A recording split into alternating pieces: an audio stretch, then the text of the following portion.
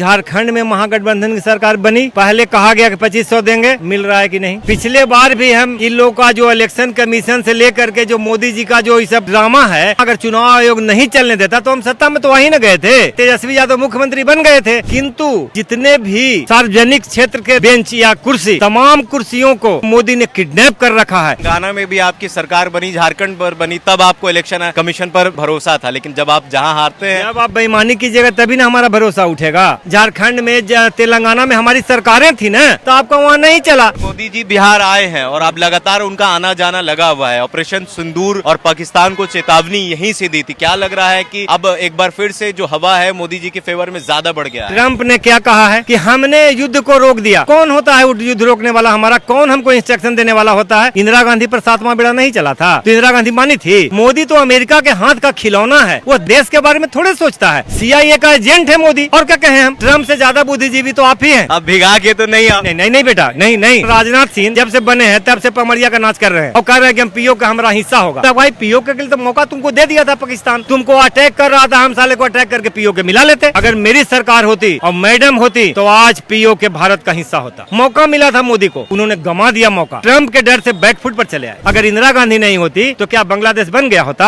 71 में? उस समय भी अमेरिका का 7वां बेड़ा चला था, लेकिन मिसेज गांधी ने कहा कि चाहे जो कुछ भी हो मैं ये काम करूंगी। क्या बिहार के लोग राहुल और तेजस्वी की जोड़ी को स्वीकारेंगे? देखिए, कांग्रेस पार्टी के ये तमाम लोग, हमारा प्रचार प्रसार हो रहा है, लोगों के जेहन में ये बात जा रही है कि कांग्रेस खड़ी हो गई। कांग्रेस एक से एक योजनाएं दे रही है, माँ बहन योजना, किसानों के लिए योजना, युवाओं के लिए योजना। आज जितना युवा है बिहार में, इतनी बेरोजगारी कभी थी क्या? पलायन तो लालू जी के समय में भी था। भाई पलायन था तब ना आपको मौका मिला। कुछ न कुछ तो गड़बड़ हुआ होगा तब न जनता ने आपको चुना। आप कहाँ उसमें खरा उतर पा रहे हैं? आपके राज्य में 20 साल बेमिसाल अपने आप कहते हैं। देखिए, नीतीश कुमार से हमारी भारी सहानुभूति है। वो आदमी दिमाग में नहीं, वो बेचारा हो गया, वो भाजपा के हाथ का कठपुतली हो गया। भाजपा उसका इस्तेमाल कर रही है, मोदी जी उसका इस्तेमाल कर रहे हैं। उसके नाम पर गरीबों का, दलितों का, पिछड़ों का, अति पिछड़ों का मत लेकर के वो इस देश को बिल्कुल रसातल में भेज रहे हैं। भाजपा कह रही है कि हम पूरे देश में जो है जातीय जनगणना कराएंगे। कितना फायदा होगा और किसको फायदा होगा? देखिए, भाजपा ऐसे नहीं कह रही है। जब राहुल गांधी ने कहा कि साहब जातीय जनगणना होना चाहिए, तो भाजपा के लोगों ने क्या कहा?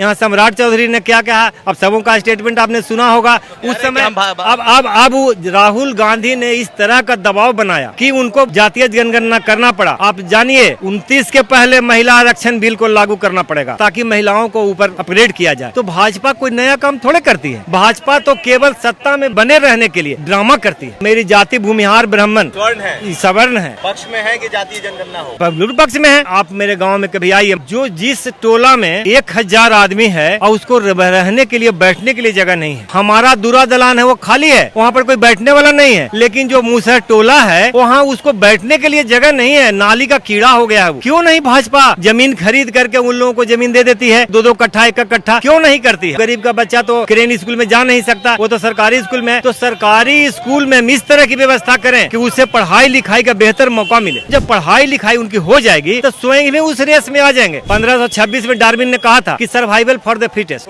बाबा साहब ने कहा था कि शिक्षा वो शेरनी का दूध है कि जो पिएगा वो दहाड़ेगा। तो बाबा साहब का जो कहना है वो आज भी सामयिक है। अरे भाई, पहले लोगों को शिक्षित तो करो, उसमें उन्हें पढ़ाओ लिखाओ, साक्षर बनाओ, उन्हें अप टू मार्क बनाओ। जब वो पढ़ लिख करके साक्षर हो जाएंगे तो उसके बाद अपने आप उनका उत्थान हो जाएगा। तुमको रिजर्वेशन दो न दो, अभी जब तक नहीं है तब तक उन्हें आगे बढ़ाओ, क्या दिक्कत है? चाचा जी, राहुल गांधी आ रहे हैं और हर महिला के हाथ में ये 2500 रुपए वाला पैम्पलेट है। क्या वाकई में राहुल और तेजस्वी यादव की सरकार आएगी बिहार में तो ये 2500 रुपया महिला के खाते में जाएगा? पहले तो धन्यवाद आपको, आपने मुझे चुना, मुझसे बात करने का मुझे आपसे मौका मिल रहा है।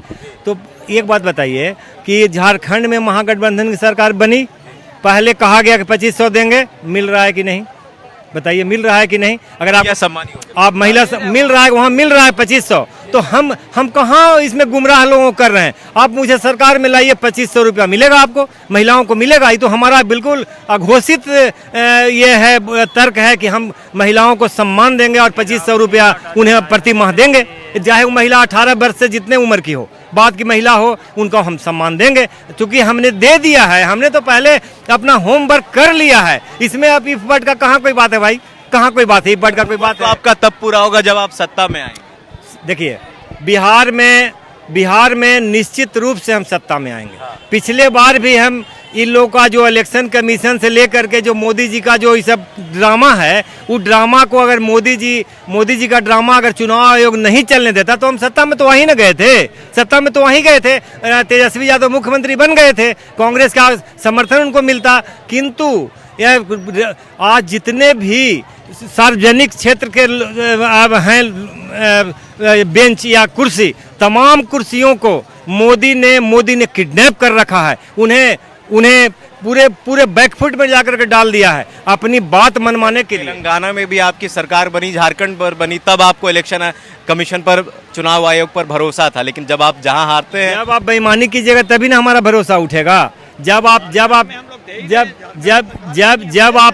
बेईमानी कीजिएगा तब ना हम आपके बारे में बोलेंगे। अगर जहां झारखंड में तेलंगाना में हमारी सरकारें थी ना, हम वहां सरकार में थे, तो आपका वहां नहीं चला, आपका वहां नहीं चला। हमारी सरकार थी, हमारा मुख्यमंत्री था, तो वहां आपका नहीं चला। अच्छा ये बताइए, मोदी जी बिहार आए हैं और अब लगातार उनका आना जाना लगा हुआ है। ऑपरेशन सिंदूर और पाकिस्तान को चेतावनी यहीं से दी थी। क्या लग रहा है कि अब एक बार फिर से जो हवा है मोदी जी के फेवर में ज्यादा बढ़ गया है? ट्रंप ने क्या कहा है कि हमने युद्ध को रोक दिया। कौन होता है युद्ध रोकने वाला? हमारा कौन हमको इंस्ट्रक्शन देने वाला होता है? इंदिरा गांधी पर 7वां बेड़ा नहीं चला था तो इंदिरा गांधी मानी थी? तो मोदी तो खिलौना है, मोदी तो अमेरिका के हाथ का खिलौना है। वो देश के बारे में थोड़े सोचता है। मोदी जी के साथ खेल कौन रहा है? मोदी वही अमेरिका और जो ये लोग हैं सो खेल रहे हैं। CIA का एजेंट है मोदी, और क्या कहें हम? अरे साहब, जब ट्रंप हमको गाइड कर रहा है, ट्रंप भारत, उससे ज्यादा लोग ना हमारे देश में हैं, उससे ज्यादा ना, ट्रंप से ज्यादा बुद्धिजीवी तो आप ही हैं। हमको तो आप ही उससे ज्यादा बुद्धिजीवी दिख रहे हैं। अब भिगा के तो नहीं नहीं बेटा, नहीं।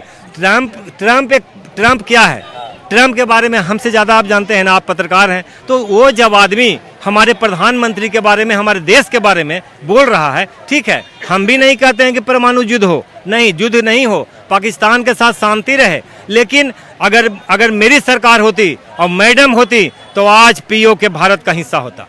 मौका मिला था मोदी को, उन्होंने गंवा दिया मौका। वो ट्रंप के डर से बैकफुट पर चले आए। भाजपा वाले तो कहते हैं कि हमने घर में घुस के मारा। अरे मारने से क्या होगा? हमारे घर में कोई जाके पटाखा छोड़ दे, उससे क्या होगा? हमारे घर में कोई पटाखा छोड़ दे, उससे तो होगा नहीं।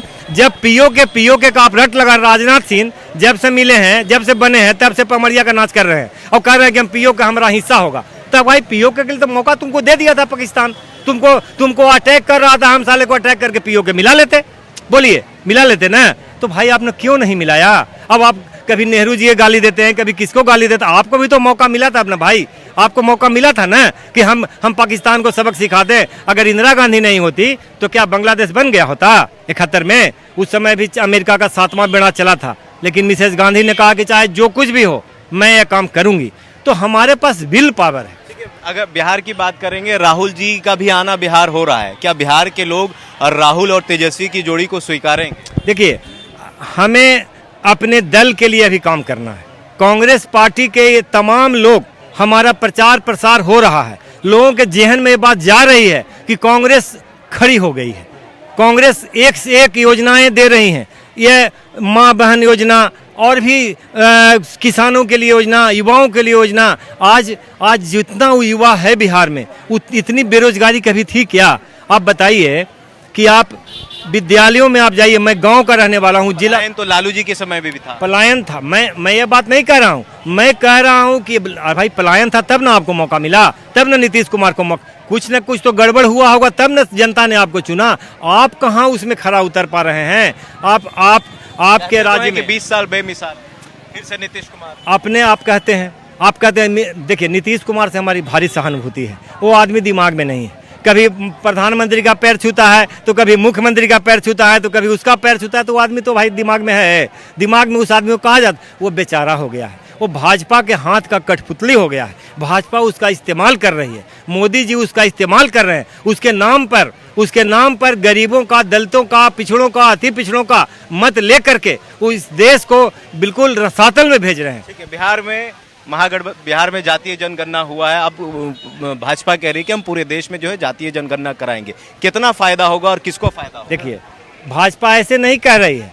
आप भाजपा कैसे कह रही है? जब राहुल गांधी ने कहा कि साहब जातीय जनगणना होना चाहिए, तो भाजपा के लोगों ने क्या कहा? यहाँ सम्राट चौधरी ने क्या कहा? अब सबों का स्टेटमेंट आपने सुना होगा उस समय। अब राहुल गांधी ने इस तरह का दबाव बनाया कि उनको जातीय जनगणना करना पड़ा। आप जानिए 29 के पहले महिला आरक्षण बिल को लागू करना पड़ेगा, जो कांग्रेस का लाया हुआ महिलाओं के लिए 50% आरक्षण। जो आरक्षण है वो लागू होगा ताकि महिलाओं को ऊपर अपग्रेड किया जाए। तो भाजपा कोई नया काम थोड़े करती है, भाजपा तो केवल सत्ता में बने रहने के लिए ड्रामा करती है। पहले यही भारतीय जनता पार्टी कह रही थी कि भैया ये हिंदुओं को बांटने की कोशिश की जा रही है, अब जातीय जनगणना हो रहा है। जातीय जनगणना से क्या फायदा होगा और कौन लोग बटेंगे? देखिए, गांव में मैं रहता हूँ, मैं गया में नहीं नाम रहता। क्या है पहले? मेरा सत्येंद्र नारायण नाम है। मैं जिला पार्षद, मुखिया, पंचायती राज के तमाम पदों पर टिकारी में रहा हूँ।